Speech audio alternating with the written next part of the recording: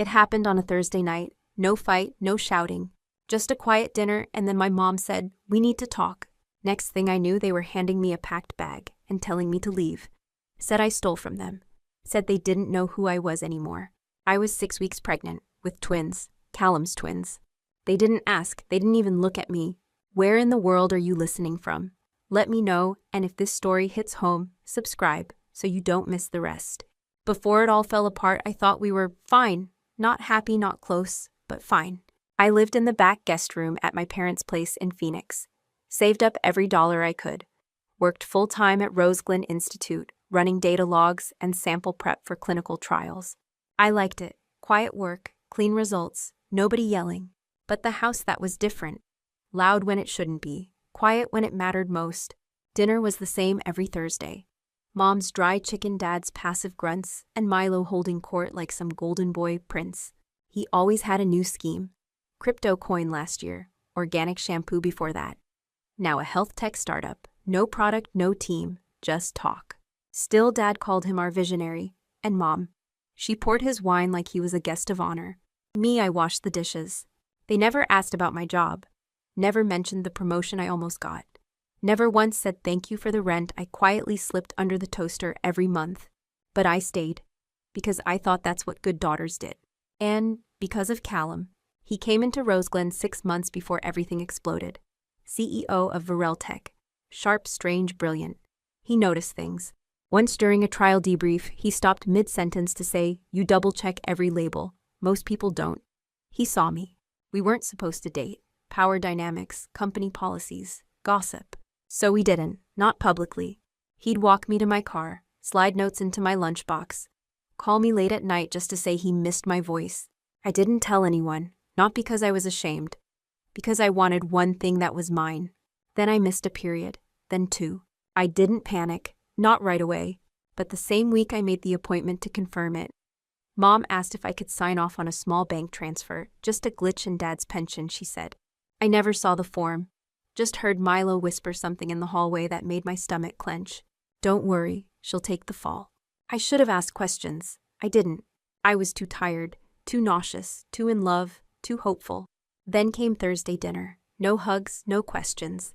Just the silence before the lock clicked. And me standing there wondering when they stopped seeing me as theirs. I got the text at 4:12 p.m. Family dinner tonight, 6 sharp, be home. Just like that. No emoji, no love, Mom. The house smelled like lemon cleaner and something burnt. There was no food on the table, no plates, no oven light. Just the living room lamp flickering overhead. Milo was already there, sitting on the edge of the couch, hands clasped like he was about to interview someone. Mom stood near the window, arms crossed. Dad sat in his recliner, eyes on the wall. I hadn't even taken off my shoes. "What's going on?" No one answered. Milo finally spoke. "We need to talk about the money." His voice was calm, too calm. "What money?" Mom turned to me. "Don't lie, Leora." Her words sliced cleaner than any slap. "I'm not." Dad held up a printed bank statement. One line was circled in red. A withdrawal. $10,000. Gone. "You logged into our account on the 10th, he said. I stared at the paper, then at them. I never touched that account. "Why would I?" "You needed it," Milo interrupted. "For whatever it is you've got going on. You've been weird lately." "Weird." I laughed once, sharp and wrong. "I'm pregnant, Milo." The room froze. Only the lamp buzzed. "Callum's," I added, "in case you're wondering."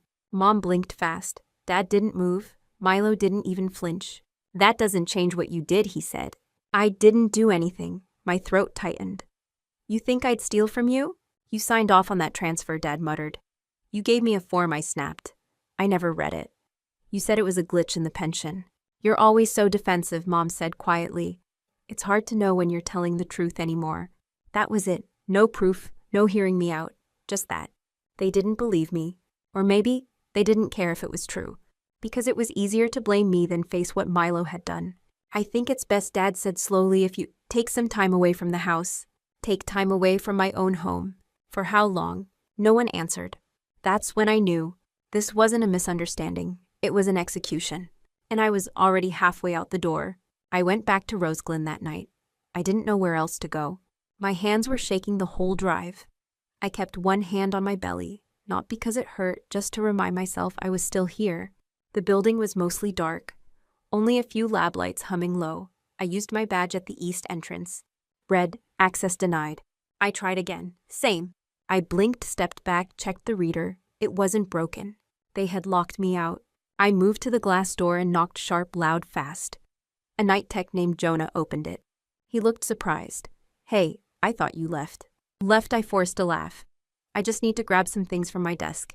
He hesitated, then stepped aside. I walked fast, straight to the workroom I'd practically lived in for 2 years. And froze. The drawers were open, files gone, laptop slot empty, even the post-it notes on my monitor vanished. My name had been stripped from the door. Elira's in charge of your set now, Jonah said from behind me. I turned. What? He shrugged. She said you took personal leave. Personal leave, I repeated, my voice cracking. I didn't say anything. I didn't approve. Hey, I'm just the guy who logs samples. Footsteps clicked down the hall. Elira. Perfect hair, perfect eyeliner, perfect little smirk. She didn't even pretend to be surprised. Oh, she said sweetly. You're here. I stared. You told them I took leave. You looked like you needed space. She tilted her head. Especially after what happened with your family. Something inside me froze. How do you know about that? Milo called me. She smiled wider. He was worried. Said you might come unhinged. I felt dizzy, hot. You planned this. I stepped closer. You knew I'd be gone. You wanted my research. She didn't deny it. Just walked past me, her perfume sharp and floral. Elira, I said, voice low. I swear if you touched my data. She stopped, turned back. You really think someone like you builds something on your own? Her voice was honeyed venom. You're just the bridge people walk over to get somewhere real. I didn't move, didn't scream. I just watched her walk away. And I realized they weren't just taking my name off the door. They were trying to erase me completely. I didn't sleep that night. Just sat on the edge of the motel bed, staring at the speckled ceiling, trying to hear anything but my own heartbeat. The air conditioner wheezed like it was dying. A faint smell of bleach and damp carpet hung around me, the kind that clings to your clothes. Then a knock. 3 soft taps. I froze. Another knock. I moved slowly, peeking through the peephole. It was him, Callum. Gray hoodie collar, wrinkled eyes like he hadn't slept either. I opened the door. He didn't say anything right away. Just looked at me, really looked. Can I come in? His voice was softer than I remembered. I stepped aside. He sat in the armchair by the window, same spot where I'd cried 12 hours earlier.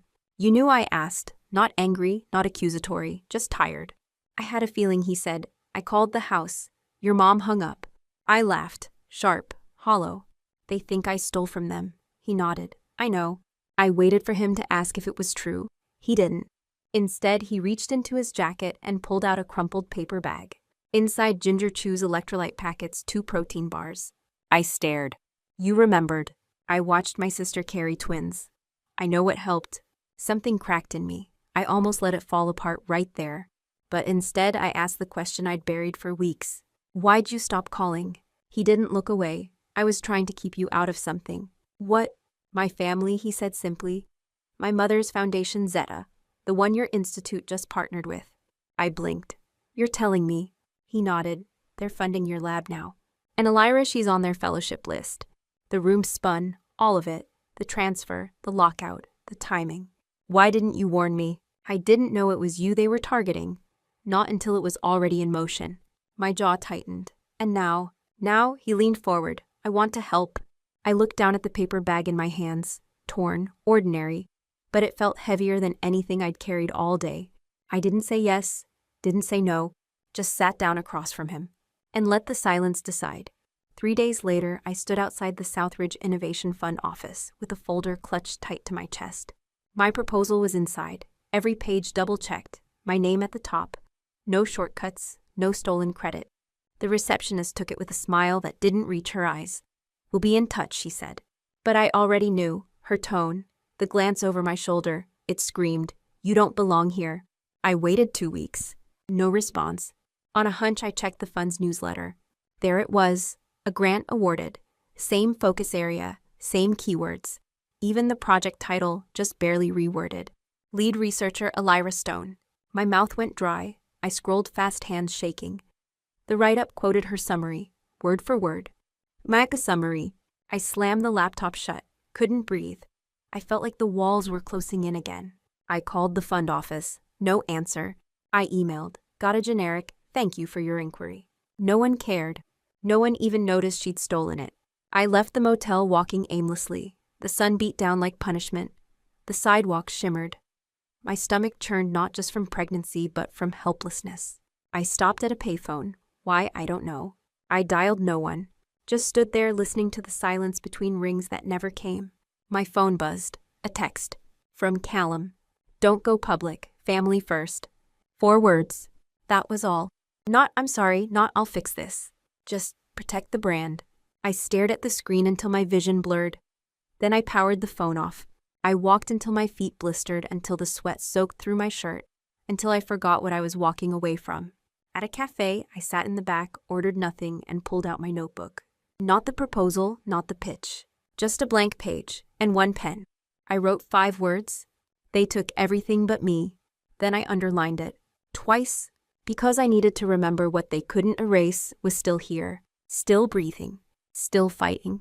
I sat in a diner off Van Buren, the kind with sticky menus and a jukebox that hadn't worked in years.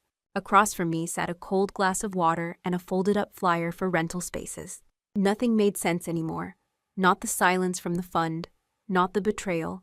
Not the text from Callum. I was tired of waiting for someone to come fix it. I reached into my bag and pulled out the USB I'd refused to throw away. Still warm from the Arizona heat. Still mine. I looked around the diner. No one was watching. No one cared. Flash, memory. My grandmother's voice barely above a whisper as we sat on the back porch one summer. "When they won't make space for you, you don't shrink, baby. You build." She handed me a pocket knife that day. Said I'd need it more than pearls. Now I understood. Theirs was a world I'd never fit in. But mine could start with nothing but a stolen heartbeat and a name they couldn't erase. Leora. It meant my light in Hebrew. I whispered it to myself, to the twins inside me. Then I opened my laptop, started a new file. From scratch, with my initials, my timestamp, my rules. No more begging. No more bridges. They burned me out. Now I'd build the fire myself. I registered the company under the name Sariden Labs. No fancy logo, no capital, just a name that meant persistence in an old dialect I once read in a textbook. The office a corner seat at the public library. Most days I sat between a cracked window and a dusty shelf labeled obsolete medical texts.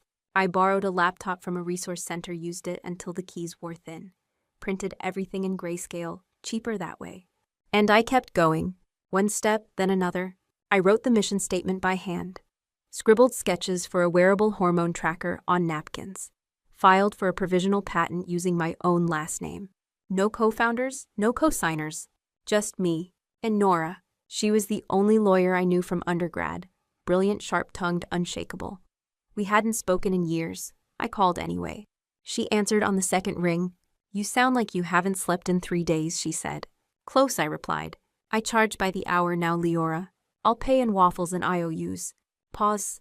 Then send me everything. If they're stealing your IP, I'll bury them in filings." I nearly cried. Instead, I said thanks. Weeks passed. I pitched at free events, shared prototypes with women in community clinics, slept on couches, ate from vending machines, kept going. Then one afternoon it happened. An email. Subject line. Interested in early-stage collaboration. I clicked it 3 times to be sure it was real. The name had Dr. Helen Atwood. A respected medical advisor with ties to multiple accelerators. She wanted a call, said she'd heard about my pitch through someone mutual. Didn't say who. I wore my best thrifted blouse, tied my hair back, practiced smiling without looking desperate. The Zoom call lasted 20 minutes. Dr. Atwood nodded through my deck, asked sharp questions, then leaned back and said, "You're a fighter, Ms. Halden. I like that." I smiled. "I want to bring your project into one of our backed spaces," she continued. "You'd have access to tools, mentorship, networking." It sounded perfect. Too perfect. My gut tightened. "What foundation backs your accelerator?" I asked. She blinked, then smiled.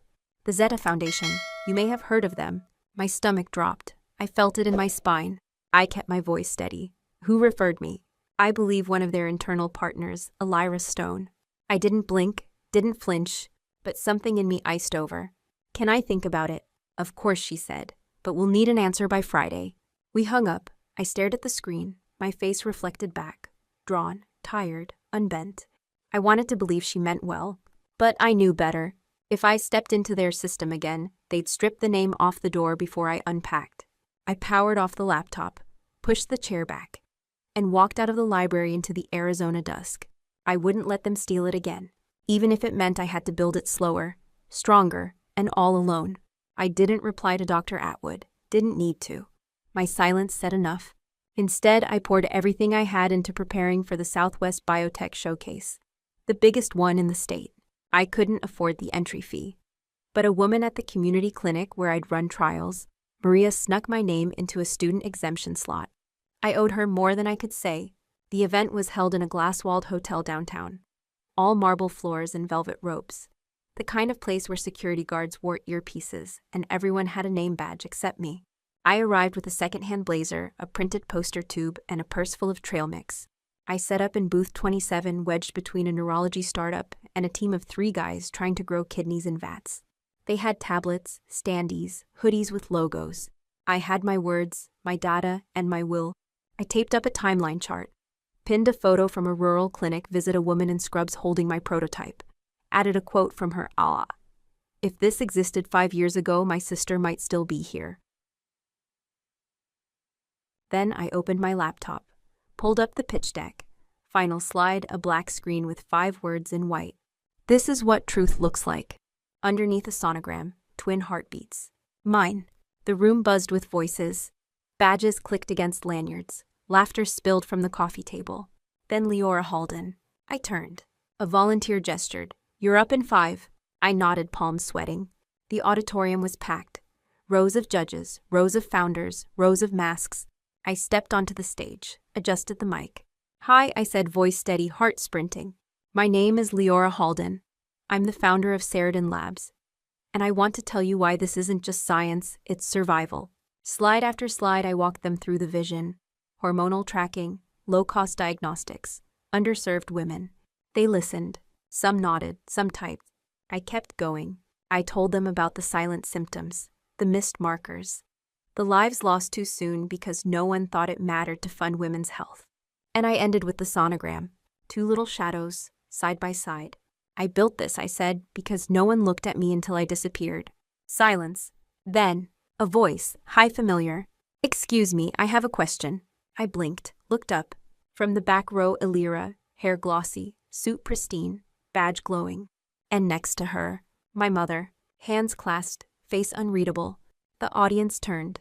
I didn't. I kept my eyes forward. What's your question? I asked.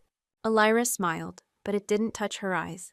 Isn't it true that this research was once part of Roseglen Institute A division, now funded by the Zeta Foundation? I didn't flinch. Yes, I said, it was. And yet you claim full authorship. I don't claim, I replied. I prove. I clicked the remote. A slide loaded metadata logs, submission dates, handwritten lab notes, all time-stamped before their funding ever touched it. A beat, then another. My mother stood. Elira, she said softly, sit down. Elira turned confused. Mom's voice cracked. Sit down. I stood still. The mic was still hot, but I didn't need it. Not anymore. The truth was already louder than any accusation. And it was mine. The room didn't breathe. My slide lingered, my notes, my timestamp, every date and margin scribble displayed in sharp relief. No one spoke, not the judges, not the audience, not even Elira. She sat frozen, mouth parted, like she'd swallowed a lie too big to spit out. Then a slow clap. From the side aisle, a tall figure stepped forward. Neutral gray suit, rolled sleeves. Callum. His voice rang clear. I can confirm the timeline. This work began before Zeta was ever involved with Roseglen. Gasps. Phones raised. Flash clicks from reporters near the front. He looked at Elira, then at my mother, then at me. I walked away once he said quietly, I won't do that again. My knees went weak, but I didn't show it. One of the judges leaned into their mic. Ms. Halden, would you be willing to submit these materials to our committee for immediate review? Yes, I said. Another judge nodded. This is substantial. We're freezing all affiliations with Zeta-funded labs pending investigation. Applause. Quiet at first, then rising. I stepped back from the mic. My mother approached slowly. Elira, long gone, vanished into the blur of blinking phones. She looked older, tired in a way I'd never seen. Not weak, just hollow. I didn't know, she whispered. They said you. I held up a hand. I'm not here for apologies. She blinked, tears welling. I let them turn me against you.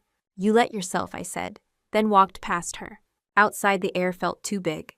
Like I'd stepped out of a storm I didn't realize I'd been holding inside. Callum waited near the parking lot. He didn't say anything. He didn't need to. He opened the car door. I got in. We didn't speak the whole drive. Until we reached my apartment, a cramped 2-bedroom I shared with dust paper drafts and silence. He parked, looked over. They'll come after you now, he said. They already are, I said. I showed him the letter delivered via email that afternoon. Cease and desist from Zeta Foundation, signed by 3 lawyers, alleging defamation, breach of IP, misuse of confidential research. Do you want me to handle it? Callum asked. No, I said, then pulled out my folder. Thicker, heavier, inside statements from clinic directors, screenshots of submissions, patent applications, and a signed affidavit from a former Rose Glen advisor who admitted under oath that I'd been removed unfairly. I laid them on the coffee table like cards. Callum raised an eyebrow. You've been ready. I had to be. He sat back, smiled just barely. You want to file countersuit? I already did, I said. His brows rose. What? I used Nora, I added. She doesn't lose. He laughed softly. Remind me not to get on your bad side. You already did, I said, but you came back. We sat in silence. The hum of my old fridge filled the room. Outside wind rustled through brittle palm leaves. Then my phone rang. Unknown number. I hesitated. Callum nodded. Put it on speaker. I did. A man's voice clipped and formal. This is Judge Keegan from the Regional IP Court. Ms. Halden, we've reviewed your petition and are granting a preliminary injunction. I froze. In addition, he continued, we're initiating a hearing against Zeta Foundation for breach of ethical research conduct. Your presence is not required. Your documentation speaks for itself. I nearly dropped the phone. Thank you, I managed to say. Make sure your counsel checks the schedule. And Ms. Halden, yes. Well done. The line clicked.